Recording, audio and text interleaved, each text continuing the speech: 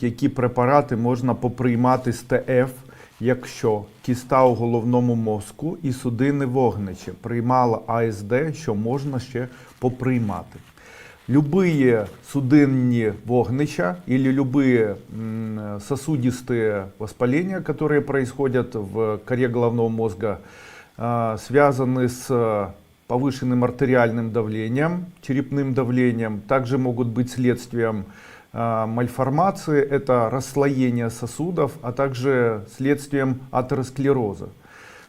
Все три эти компонента, их можно и нужно на них обращать внимание, их нужно лечить. Итак, первое это атеросклероз.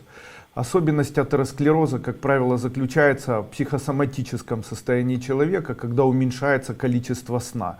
Давно уже я наблюдаю за физиологическими процессами, происходящими у человека в его жизни, и могу сказать, что ограничение сна, уменьшение сна очень часто приводит к появлению или увеличению холестерина и липопротеинов, извините, низкой плотности, и это в дальнейшем может приводить к появлению атеросклероза, и конкретно атеросклерозов сосудов, и, как правило, включая сосуды мозга. Именно поэтому я бы рекомендовал людям, которые имеют проблемы, которые связаны с сосудами, начинать чуть-чуть больше спать. То есть необходимо увеличивать длину сна, необходимо дневной сон. Если провести статистику, то в таких странах, как Испания и юг Италии, атеросклерозом болеют меньше, чем во всех остальных странах. Именно поэтому особенность этих стран заключается в том, что принятый дневной сон. Именно поэтому я хочу сказать, что у людей, у которых есть проблемы, связанные с сосудами мозга, необходимо увеличивать сон ночной и сон дневной. Ложиться спать не позже 11 часов вечера. Сон должен быть не менее 7 часов. Второе. Мои препараты. Великолепный препарат, который называется «Здоровые сосуды». Второй препарат, который называется деципин. Третий препарат антипорозин. Ну и четвертый атеросклеропатин. Все четыре препарата я рекомендую принимать при любых воспалительных процессах сосудов коры головного мозга, пожалуйста. Далее, какие продукты устраняют повышенное внутричерепное давление, любые опухоли мозга, включая опухоли, связанные с менингитом, энцефалитом, любые опухоли, связанные или дисфункции, которые связаны с мозговой деятельностью.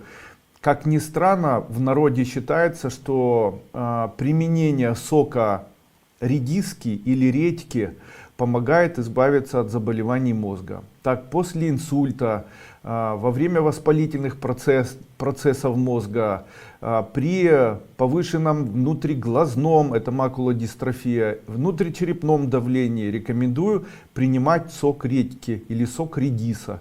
1 столовая ложка 3-4 раза в день. Народный рецепт, который пришел к нам из Польши и Западной Украины.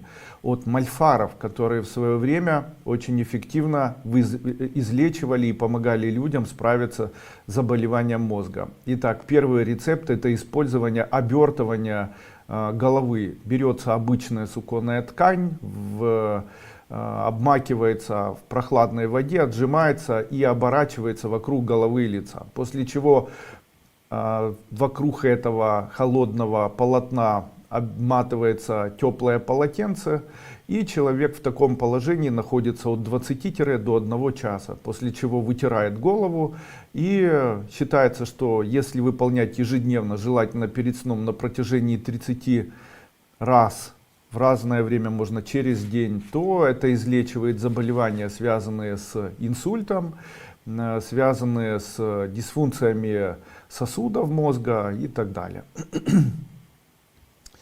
АСД вам не нужно, нужны препараты.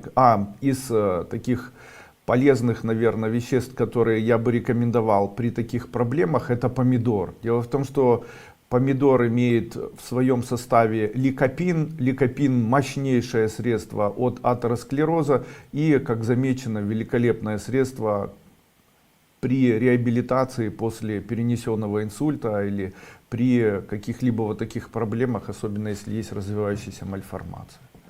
Ну и любые успокоительные препараты.